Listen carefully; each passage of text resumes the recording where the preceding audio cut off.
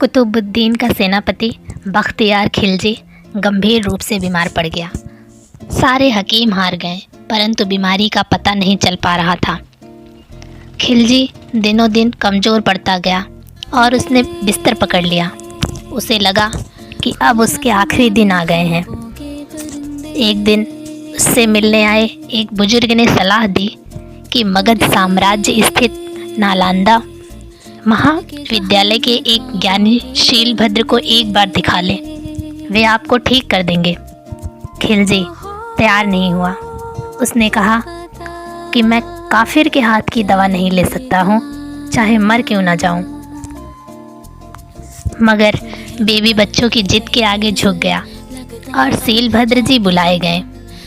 बख्तियार खिलजी, जो कि गैर मुस्लिमों से बेहद नफरत करता था, उसने शीलभद्र से कहा, दूर से ही देखो, मुझे छूना मत, क्योंकि तुम काफिर हो और दवा मैं लूँगा नहीं। शीलभद्र जी ने उसका चेहरा देखा, शरीर का मुआयना किया, बलगम से भरे बर्तन को देखा, सांसों के उतार चढ़ाव का अध्ययन किया और बाहर चले गए। फिर लौटे और पूछा कि कुरान पढ़ते हो? खिलजी ने कहा, दिन रात पढ़ते हैं, अभी भी मेरे हाथ में कुरान ही है। तुम सभी काफिरों को भी यह पढ़ना चाहिए। शीलभद्र जी ने कहा, मैं भी आपको भेंट करने के लिए कुरान की एक प्रति लाया हूँ।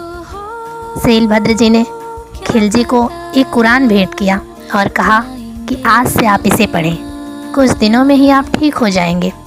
और शीलभद्र जी वापस मगध लौट गए। Thank you. नेक्स्ट पार्ट में मिलते हैं। अगला पार्ट सुनने के लिए मुझे सब्सक्राइब